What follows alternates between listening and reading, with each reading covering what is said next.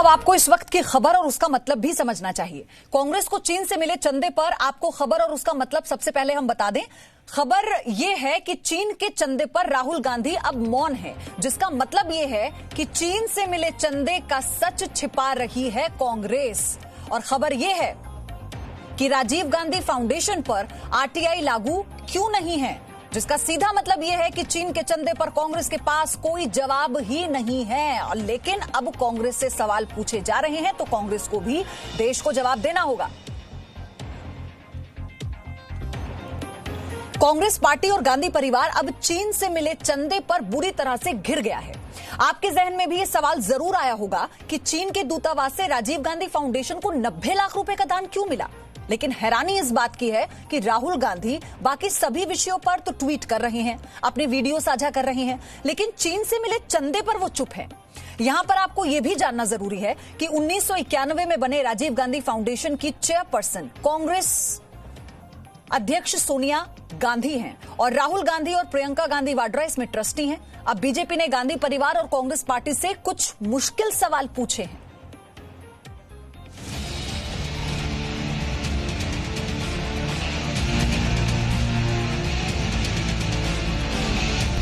चीन से चंदा, लद्दाख से विश्वासघात।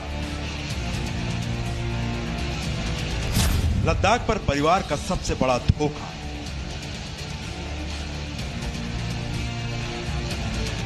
कांग्रेस और चीन की कम्युनिस्ट पार्टी के बीच क्या रिश्ता है? कांग्रेस अब तक देश को यह नहीं बता सकी है कि राजीव गांधी फाउंडेशन को चीन के दूतावास से 90 लाख रुपए का चंदा 2006 में क्यों मिला था। बीजेपी अध्यक्ष जेपी नड्डा ने राजीव गांधी फाउंडेशन पर कांग्रेस अध्यक्ष सोनिया गांधी और कांग्रेस पार्टी से बड़े सवाल किए हैं। बीजेपी अध्यक्ष ने पूछा कि चीन ने राजीव गांधी फाउंडेशन को कब और कितना दान दिया। चीन से चंदे पर सोनिया चुप क्यों है? प्रधानमंत्री राहत कोष से राजीव गांधी फाउंडेशन को दान क्यों दिया गया? Rajiv Gandhi foundation bank accounts की सीएजी ऑडिट से क्यों मना कर रहा है? और पीएनबी घोटाले के आरोपी मेहुल चोकसी से राजीव गांधी फाउंडेशन में क्यों पैसा लिया गया? ये इनका अहंकार का सूचक है। ये कुछ भी कर गुजरेंगे, नियम को धत्ता दिखाएंगे, कानून को धत्ता दिखाएंगे, लेकिन उसके बावजूद भी जो मर्जी होगी वो करेंगे। ये क्या कारण है? Country wants to know. ये मैं आपके सामने बोलना चाहता हूं। अब आप देखिए कि राजीव गांधी फाउंडेशन को कहां से दान मिला। 2006 में चीन के दूतावास से 90 लाख का दान, 2005 से 2007 के बीच प्रधानमंत्री राहत कोष से दान और 2011 में भगोड़े जाकिर नाइक की संस्था से 50 लाख लेने का आरोप। तरह से चाइनीज एम्बेसी से पैसा लेना, कानूनों का उल्लंघन करके इसकी हम भर्त्सना करते हैं और हमारे पास और भी बहुत मटेरियल है। हम बताएंगे कि राजीव गांधी संगठन और कांग्रेस पार्टी के क्या क्या संबंध रहे हैं। चीन से चंदा लेने के आरोप पर कांग्रेस नेता पी चिदम्बरम ने ट्वीट करके नया तर्क देने की कोशिश की। राजीव गांधी फाउंडेशन पैसे लौटा दे तो चीन भारतीय जमीन खाली कर देगा। राजीव गांधी फाउंडेशन पैसे लौटाए तो क्या यथास्थिति बहाल हो जाएगी? बीजेपी ने चिदम्बरम के इस बयान पर पलटवार किया। उनको पूरी सच्चाई बता देना। हो सकता है कि हमें कम मालूम हो, कोई कम फंड लिया था आपने चाइना से, आपके पास और कुछ अंदर की सच्चाई हो वो बता दीजिए। लिया था कि नहीं लिया था, इस पर जवाब नहीं देंगे। देश के मन में सवाल यही है कि कांग्रेस पार्टी और चीन की कम्युनिस्ट पार्टी के बीच ऐसा समझौता क्यों हुआ जिसका सरकारों से और दोनों देशों का कोई लेना देना नहीं है।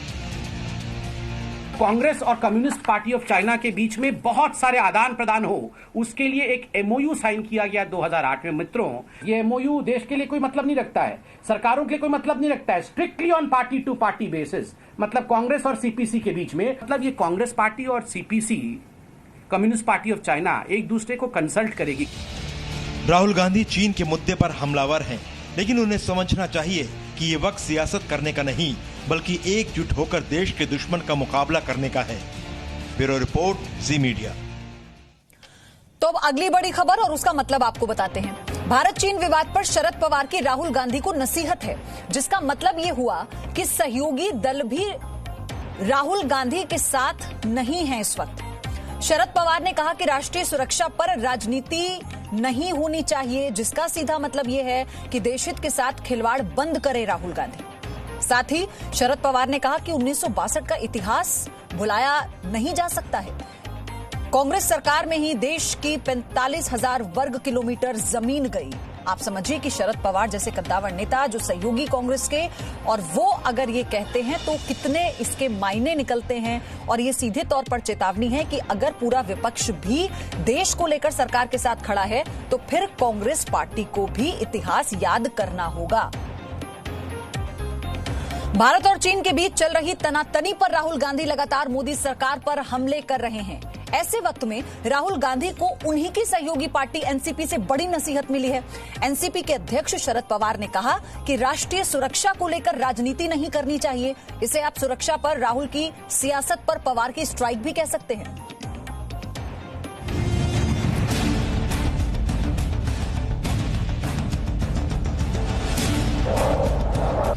परिवार पर पवार का प्रहार। राष्ट्रीय सुरक्षा पर राहुल को पवार से सबक। राष्ट्र हित पर सहयोगियों की कब सुनेंगे राहुल? राहुल के चीन प्रेम पर देश की सियासत के दिग्गज शरद पवार ने राहुल गांधी को नसीहत दी है। चीन से सीमा विवाद पर राहुल गांधी रोजाना मोदी सरकार पर हमला करते हैं, लेकिन वो भूल रहे हैं कि दुश्मन देश के खिलाफ पूरे देश को एक आवाज में ही बोलना चाहिए।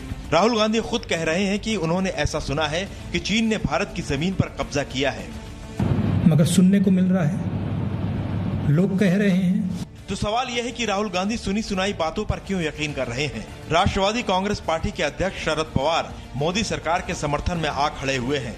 शरद पवार ने कहा कि राष्ट्रीय सुरक्षा के मुद्दे पर राजनीति नहीं होनी चाहिए और ये नहीं भूलना चाहिए कि 1962 में क्या हुआ था।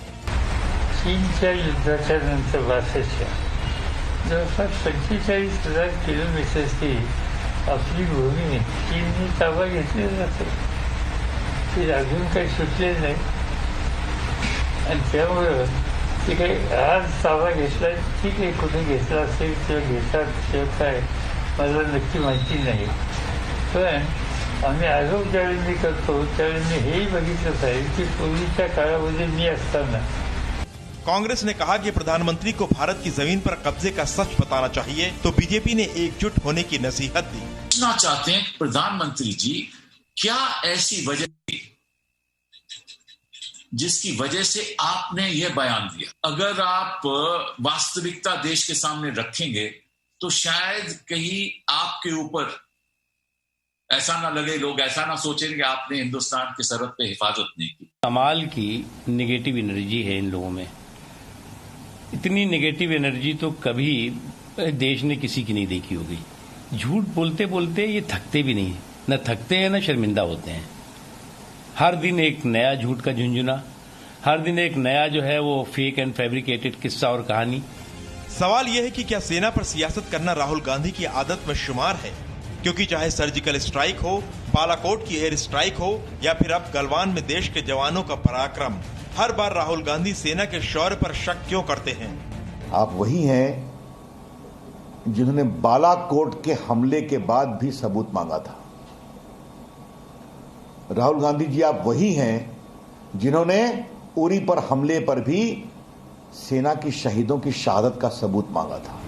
राहुल गांधी चीन के मुद्दे पर हमलावर हैं, लेकिन उन्हें समझना चाहिए कि देश के साथ ना खड़े होने की वजह से चीन और बाकी दुनिया में इससे सही संदेश नहीं जा रहा है। ब्यूरो रिपोर्ट, जी मीडिया। राहुल को सेना के शौर्य पर यकीन नहीं है क्या? सर्जिकल स्ट्राइक, खून की दलाली इसे बताया, बालाकोट में एयर स्ट्राइक और पराक्रम के सबूत मांगे, गलवान के बलवानों की वीरता। आप ये समझिए जो हम आपको इस वक्त कैसे राहुल गांधी लगातार सवाल उठाते रहे हैं। खून की दलाली बताया था सेना के शौर्य को लेकर, बालाकोट में एयर स्ट्राइक पर सवाल उठाए, लगातार सरकार से सबूत मांगे, और फिर राहुल के लिए चीन के बलवान आखिर क्या हैं? क्योंकि राहुल गांधी खुद सरकार से सवाल कर रहे हैं और चीन को लेकर उनका एक भी ट्वीट, एक भी सवाल नहीं आया। Presenting B News app, available on Google Play and App Store. Download it now.